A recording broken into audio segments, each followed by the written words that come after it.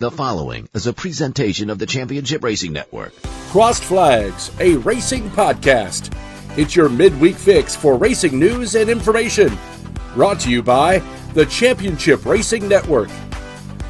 Now let's head trackside to join your hosts, Steve West and Matt Nicholson. Welcome into 2025. Hard to believe it's been a couple of weeks since we've talked to you. Hope you had a very Merry Christmas, and let us be amongst the last to wish you a Happy New Year. A week late. But thank you for joining us. We appreciate it. Had a couple of weeks off ourselves, considering the fact that when we do tape this or record this, there's no tape anymore. That's old school. Kids, ask your parents. But when we record this, it's on a Wednesday. New Year's Day, Christmas Day, fell on Wednesday in 2024. Didn't record them. So anyway, we appreciate you sticking with us. And don't forget, subscribe down there. We do appreciate it. Plenty to get to here as myself and Matt Nicholson return into the grand scheme of things here. Not a whole lot of racing in the month of January as far as the major series that we tend to cover between this and the big show on Saturday mornings. But Tulsa shootout. Yep, Tulsa shootout completed last week, and then Chili Bowl's now underway. Phasing into the Chili Bowl, yep. Yeah, here in the state of Alabama, we had the Ice Bowl over at Talladega Short Track, attracted a record number from what I heard, almost 450 cars. Or 423. 423, so great turnout for that, despite it being really, really cold. Formula E is going to be racing this Saturday. We'll tell you all those details during the big show on Saturday as well. But we're all working our way towards Daytona when it comes to the major series that we cover on a regular basis. Rolex 24 Hours of Daytona obviously coming up here in just a couple of weeks. And then everything really starts to get rolling.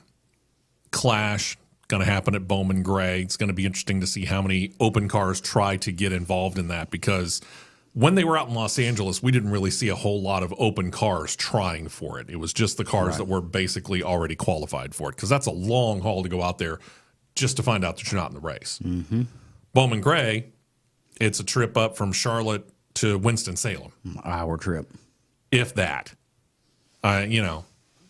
So, yeah, I would imagine you're going to get quite a few teams going to be trying for that. And then we get the Super Bowl so we can get the NFL out of the way, and then we turn our attention to the Daytona 500. And that's where we're going to begin, because the amount of crossover that we have seen, and we've seen drivers that have tried their hands at both. I mean, obviously, we make a big deal about the double. Kyle Larson doing that last year. We've seen Kurt Busch do it. Tony Stewart did it. Robbie Gordon did it. John Andretti, and so on. And we have seen IndyCar drivers come to NASCAR and race and run multiple races.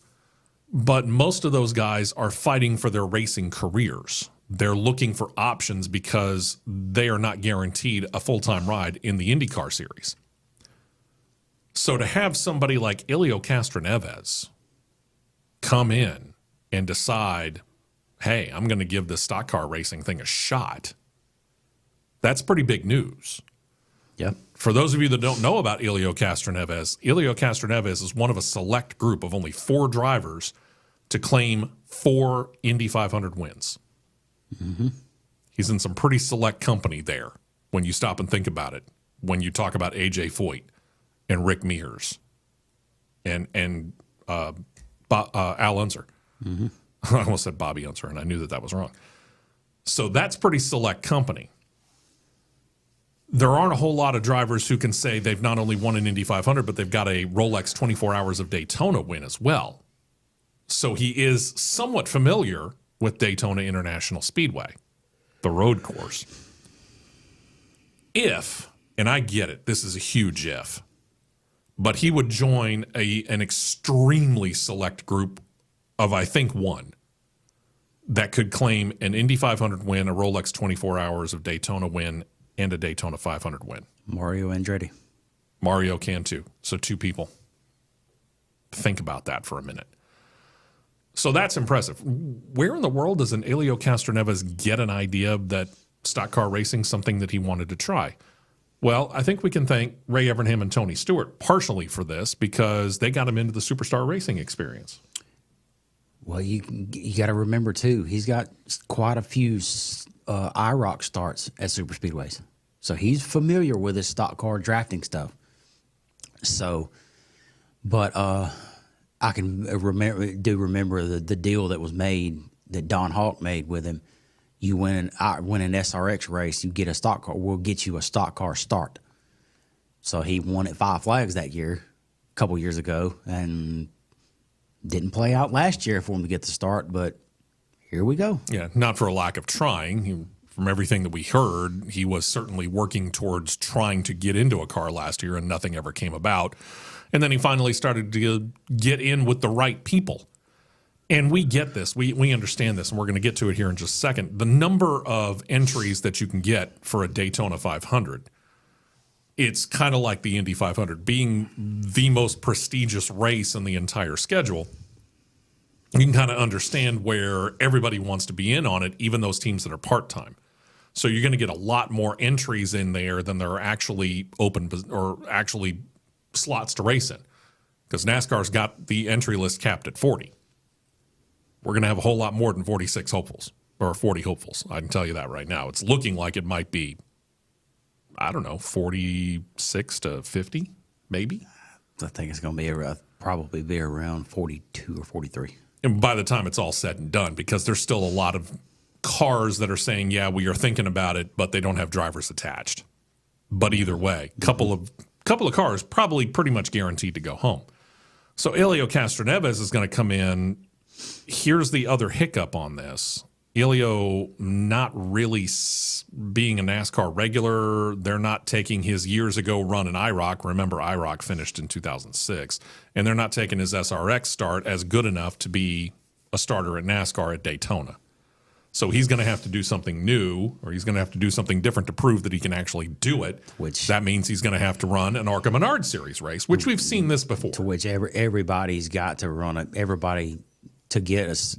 If you're running your first super speedway start, for example, if I'm saying, hey, I'm supposed to make my debut and I'm running Talladega, my home track, okay, I'm going into that expecting to have to run the ARCA Menards race to get the clearance to show that I can handle in drafting trim and in a packed situation that I can hold my own.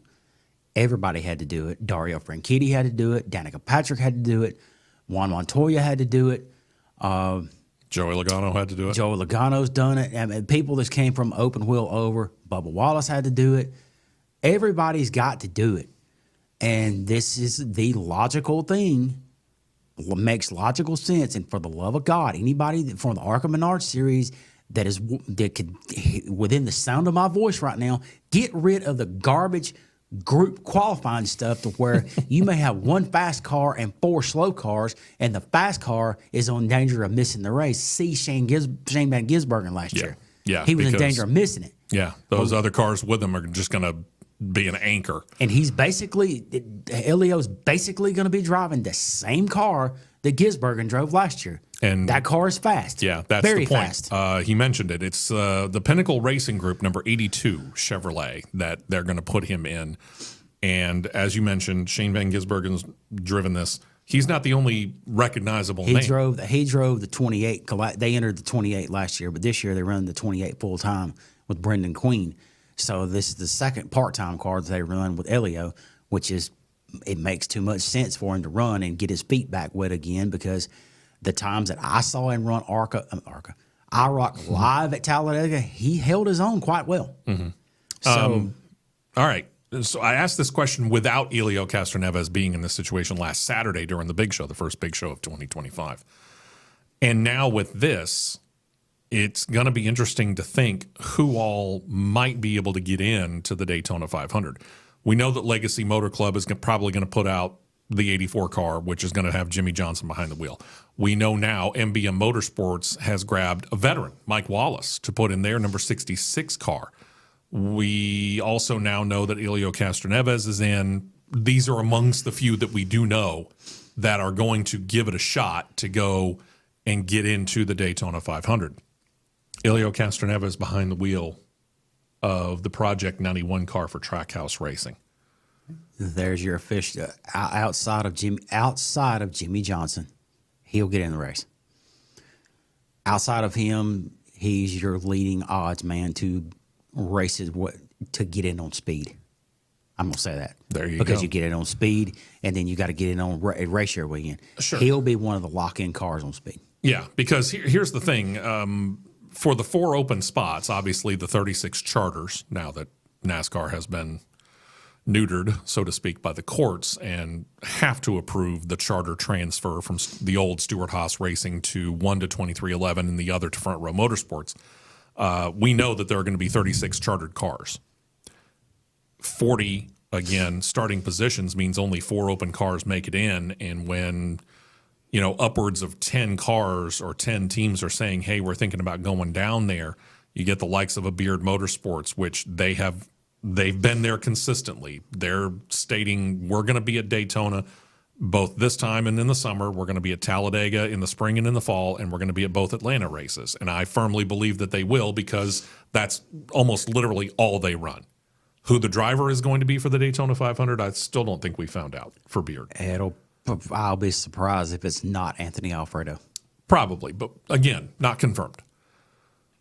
Again, Jimmy Johnson, we know. Mike Wallace, we know. Elio Castroneves, we know. BJ McLeod. BJ McLeod, we know, in the 78.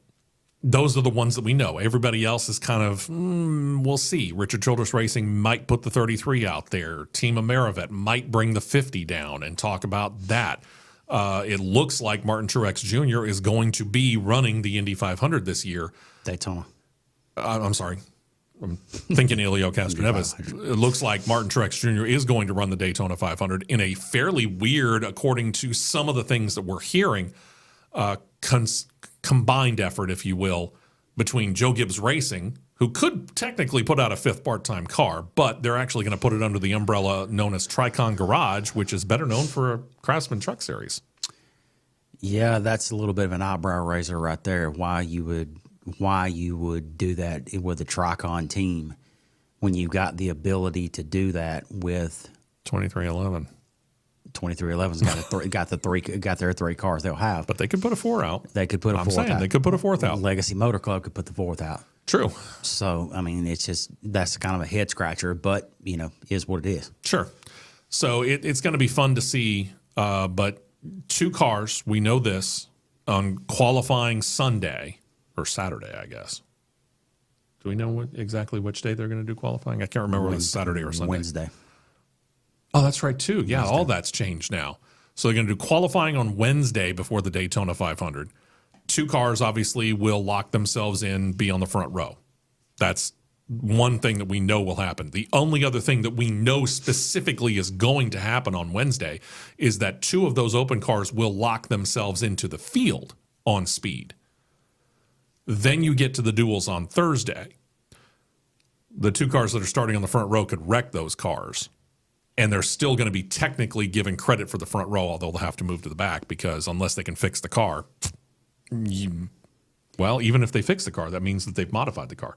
So they'd have to move to the back of the field. They had to go to the back regardless. So either way, probably those guys that start first and second after qualifying on Wednesday, they're not really going to be involved that much. They might try and lead a couple of laps just to get a good feel for it, and then they're just going to back themselves out of the field for the most part. And then we start to figure out, number one, the 2 open cars that lock themselves into the Daytona 500, figure out where their ultimate starting position is going to be. And then we also figure out where the rest of the open cars fall and who might make their way in. NASCAR does this pretty well in that you're going to have an even split amongst the chartered cars, 36 total, 18 in race 1 duel, 18 in race 2 duel, and they're going to evenly split the open cars. Let's say that there are 10, just for the sake of argument. 23 in each race. There you go. They'll split it evenly, 5 in one, 5 in the other.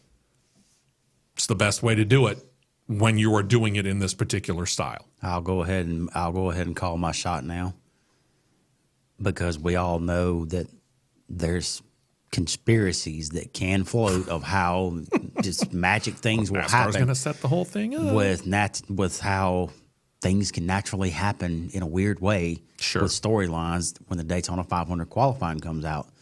Now that Elio's in the field, I'm going to go ahead and call my shot.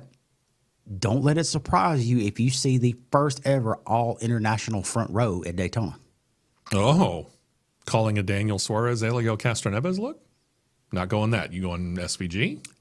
Elio and SVG will have the front row. Okay, in then. no particular order. Wow. Interesting. All right. We'll see about this. You heard it right here. January the 8th. Just noting it.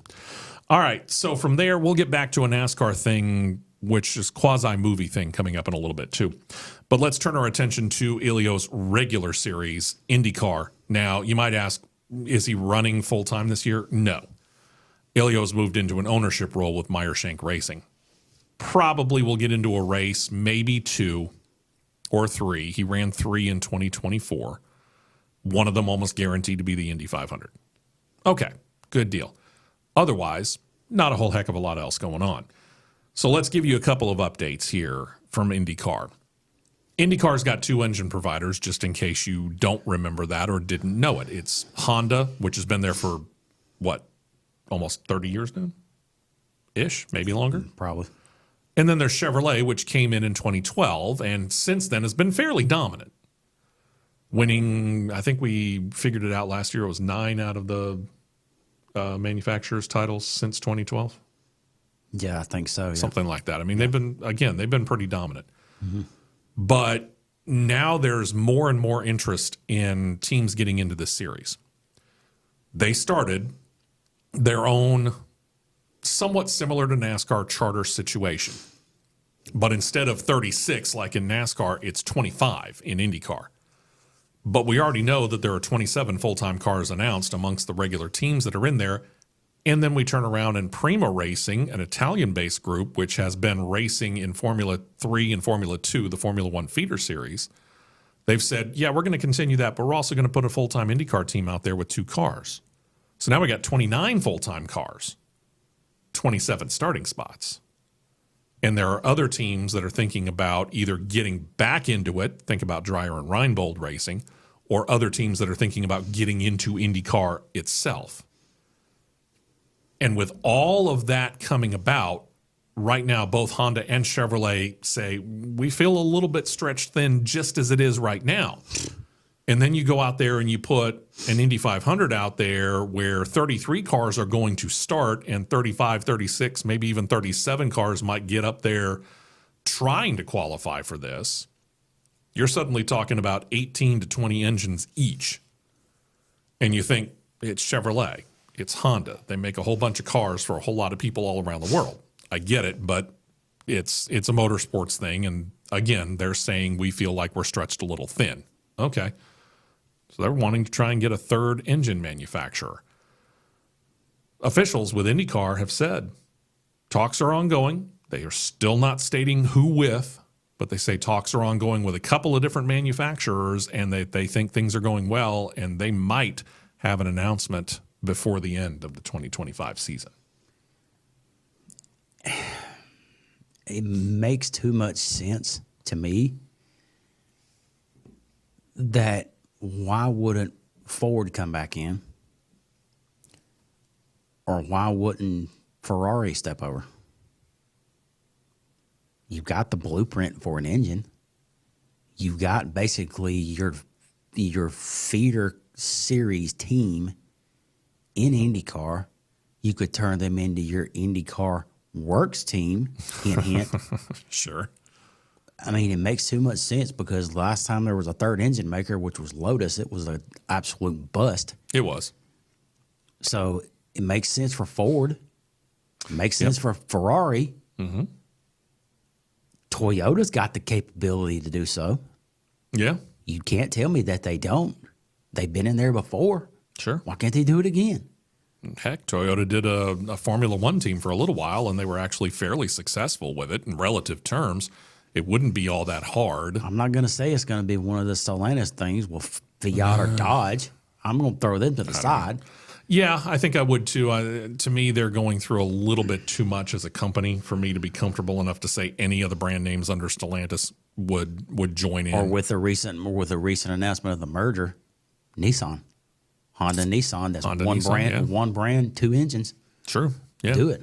It would help that out. Makes too much sense. It'll be interesting to watch this process and see if this actually does happen. You and I have said this on numerous occasions here. When you look at Ford, they've got the EcoBoost engine, which has all the parameters that you're looking for an IndyCar, all you got to do is just set it to the IndyCar parameters as far as the engine size and work out the turbo situation.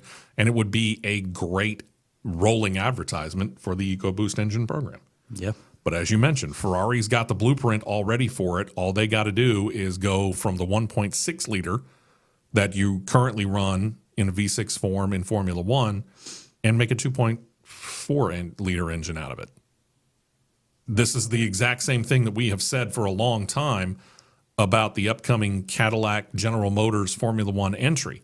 You have the basic blueprint of the engine that you need. You just got to go from a 2.4 liter V6 down to a 1.6. Or even a brand that was in the series back in the 90s. Why wouldn't they come back? Yeah. Mercedes. Yeah. So, again, going to be very interesting to see how this works, but with the increased interest in IndyCar from a number of teams, just one might actually be a little surprising to me that you might only get one. You might actually get more than one. I would be not surprised if there was at least two. Yeah. Go and by all means, go for it and try and help spread the wealth out a little bit. It's the same thing that you and I talked about when it came to NASCAR. Just because you have Chevrolet, Ford, and Toyota right now, and you go out there and you get fill in the blank, let's say it's Nissan, which is the one that we kind of favor because they cover everything that you need all the way down to the Craftsman Truck Series. There's nothing to say that you couldn't grab Nissan and Honda and fill in the blank and go on down the line if they match the parameters that NASCAR is looking for. I don't think it would be that big of a deal at all. Yeah. Also, when it comes to IndyCar, they are thinking about expanding out here. Not necessarily the number of races that they do. They have the ability to run about 20, but right now they seem pretty set on 17, starting in about March and then wrapping everything up by September, late September maybe, early October if you really push it. Which is kind of a curiosity to us when you consider the fact that NASCAR will start in February and won't end until November. Formula One will start in very early March. They'll run to November. The NHRA will pretty much mirror the length of time on the calendar that NASCAR runs. Not sure why IndyCar wants to be done by September, but they seem to be pretty set on that. We talked about here and on the big show where they're going to Texas again, but not to Texas Motor Speedway, where they've raced before. Not back to Dakota, where they raced before. But they're going to make a street course in Arlington that will use as a primary focus of the racing circuit, Cowboy Stadium, AT&T Stadium. And Globe Life Field. And Globe Life Field, where the Texas Rangers play. Now they're talking about two other possibilities. They're talking about going to Mexico City, which they've been there before. And they have run on at least a version of what Formula One races on, Autodromo Hermanos Rodriguez. Formula E is going to be racing there this weekend on a much shorter version of what Formula One does. They're also talking about going to Denver. Now, they've been to Colorado. You might remember a little track called Pikes Peak Speedway. It's not Pikes Peak. Denver. Streets. Downtown. Why all of a sudden this fascination with street racing? Formula E has just about every single race that they do is on a street course. Formula One continues to add street courses. Now we got NASCAR doing it. And now IndyCar's going, well, we're going to add races, but we're not going to put them at an actual road course. We're going to put them on the streets. Let's hope after this year NASCAR gets away from it. Because it's ridiculous to have stock cars on a street course. I wouldn't guarantee that, by the way, because even if they move away from Chicago, as we talked about last Saturday, San Diego is a possibility. They've got the Fantasyland San Diego. Well, with LA's far enough, yeah, let's go a little bit further and go to San Diego. Well, LA's burning down, so we understand that. Well, let it burn down. But and create a really nice area for a racetrack when you burn all that down. Sorry. You can thank F1 for that by doing street courses in Vegas and Miami. You can thank them for that. That's true. So there you are. IndyCar may either end up, and here's the thing. It's not outside the realm of possibility they could do both. Again, they have the ability to run 20 races according to everything that we hear the IndyCar agreement with the teams and everything, it's kind of like what they call a Concord agreement in Formula One, where Formula One, the FIA, all the team owners and all the drivers get together and they go, okay, here's the parameters, here's our limitations, here's what we are willing to do, and here's what we're not willing to do. Formula One's Concord agreement states 24 races is the tops. Can't have any more. Apparently, there is an agreement somewhat similar to that with an IndyCar. Don't know what they call it, but it limits it to 20 races. Well, again, you're only sitting at 17. And with the increased popularity of it, it's battling Formula One right now for the second most viewership in the United States. We talked about this on the big show last Saturday as well. You can look it up on CRN Live on YouTube, where we looked at the ratings, the number of viewers that came in for 144 live events in motorsports in the year 2024. And we looked, of the top 40, all but 2 are Cup Series races. And we've said this many, many times. The king of motorsports here in the United States of America, it's the Cup Series. But the Indy 500 showed up at number 2, right behind the Daytona 500, and sitting at number 16 was Formula One's Miami Grand Prix. So there is interest in these series. And I think if they were to just add these 2 races, I think you could get more interest out of Mexico City, and you expand into an area that you haven't been in. God, when was the last time they ran Pikes Peak? 20 years ago at least? Maybe more? Early 2000s. So 20 years ago, at least. And you start to solidify some things out there. Because guess who ain't running in Colorado in any of their top touring series? NASCAR. The closest they get to it is what, Vegas and Phoenix? Yep. It's an opportunity. And if you have the ability to go do it, go do it. I don't understand why you're limiting yourself to 17 races. Go race a little bit more. The teams can do it. They're perfectly capable of doing it. And it gets them a little bit more money and more exposure. And the more exposure you get, the more money comes in. Mm-hmm. See how that works? It's kind of like advertising. Yep. We get it. It's one of those expenses that you immediately think of when times get a little bit tight, but everybody else is doing it too. And those who are working within your same industry, using this one as an example, fill a hole that nobody else has filled. Colorado's sitting there in a big gaping hole that nobody else is filling. Go fill it, IndyCar. Go do it. Something. One more note. And I don't know whether or not this is actually going to happen. It'd be great if it did. But ever since 2023 and Tom Cruise coming out with, finally, after almost 30 years, 40 years actually, 35 years, a sequel to the movie Top Gun, everybody started wondering, could we get a sequel to this? Tom Cruise hasn't ruled it out. I'll stake that right up front. But otherwise, there's nothing really concrete coming out of Hollywood on this. That said, NASCAR, which was quite heavily involved in the filming of Days of Thunder, has said, yeah, we'd be extremely interested in a Days of Thunder sequel. Would make too much sense.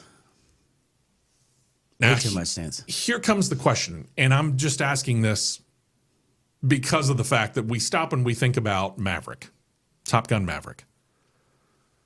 Tom Cruise ain't as young as he once was. Okay, Tom Cruise and I are about the same age. He's a couple of years older than I am. Just a couple. At some point in time, even fighter pilots who are legends, if you want to use that term, they end up aging out of the ability to fly for the military. Maverick's one of those. Nowadays, to see a driver who's approaching 60 years old, we don't see that anymore. You're going to see one of the 500. Mike Wallace is 65. He's now a rarity, an extreme rarity. You think about some of the big names that we've seen retire over the last what, decade?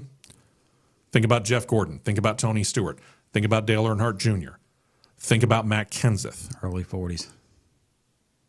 Think about Jimmy Johnson, for the most part, who retired from full-time Cup Series racing to go IndyCar, and now he's only a part-time guy. Think about when he retired. These guys are all retiring in their early to mid-40s. Where does this storyline go? That becomes the question. Here's your storyline that you use for Days of Thunder 2. Cruz comes back. Cruz represents the modern day Rick Hendrick. Okay. All right. Or he's the modern day Jeff Gordon, driver role into an ownership role. His rival owners, Rowdy Burns, Rowdy. Rowdy, yeah. His other rival owner, Russ Wheeler. Yeah, could see that. And make the storyline interesting, their respective boys are driving for him. I see where you're going. That's an interesting thought. But then you have a one-off race to where Cole finds out either Rowdy or Russ, either one of the two, is going to jump in a car and drive with their son, and it forces Cole's hand to jump in a car and drive as well. So you got two teams of dad and son going against each other, and you got the one team right there, and the one driver that's left out, whether it be one or the other, has got the put in a position. Who am I helping? It's an interesting way of looking at it. It is, and make home base at Talladega because count me in. I'll jump in the movie and film with you. We'll be right there. We're there the whole way. If you think about the very end of Talladega Nights, I'll stay out there for 2 weeks. Yeah. You think about the very end of the movie Talladega Nights, which was filmed, a lot of it at Talladega Superspeedway, obviously. But that specific last scene, for all intents and purposes, filmed in Victory Lane with Matt Coulter as the PA guy. Well, guess what? He's the actual guy that does the Victory Lane interviews at Talladega Superspeedway. Still. We and Matt Coulter, all of us, will be more than happy, since we work out there, to be out there for whatever it is that you need. Just putting it out there right now. And on the other side of this, NASCAR already stating that they're willing to be involved in this tells me a lot, because, again, with as much involvement as we saw in this one back in the late 80s, and now they've got this program where they're trying to entice the drivers to be all that much more involved in helping promote the sport by even going out there and setting aside anywhere from $10 to $20 million in a pool that we've heard to be able to give them an amount of money at the end of the year based upon whatever they've done. How many points do you get for appearing in a movie, playing yourself, and touting NASCAR? How many points do you get on that scale? Can't be cheap. Got to be pretty good. One would think everybody, except for maybe a couple of guys who I could think of that are pretty much hermits, would probably jump at it. Be a lot of fun to watch. We'll find out. We'll keep an eye on it. Again, nothing coming out of Hollywood other than Tom Cruise has said he might be interested if the script was right. But NASCAR being very interested, that I think might help grease the skids for Paramount, which was the studio that put this picture out. So we'll find out. Use my script, and I'll only ask for 10% of whatever the total gross worldwide thing is. We'll call it even. There you go. I like it. All right, that's going to wrap it up. Don't forget, coming up Saturday, we have the 2-hour big show. That'll start at 9 a.m. Eastern, 8 a.m. Central Time. I'm firmly convinced we're going to get it in despite the weather that's supposed to be coming into the state of Alabama. Hopefully everything will be nice and dry by the time we get to there. We'll see how it goes. But I'm firmly convinced. I'm saying it right now. I'm firmly convinced that we're going to get the show in on Saturday. Fingers crossed.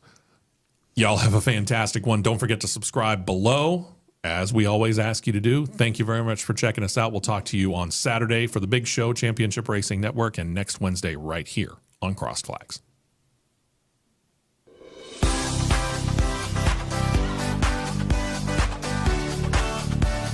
You've been listening to Crossed Flags, a racing podcast. For more content like this, subscribe to CRN Live on YouTube, and you'll be set to catch the 2-hour live show every Saturday morning at 9 Eastern, 8 Central.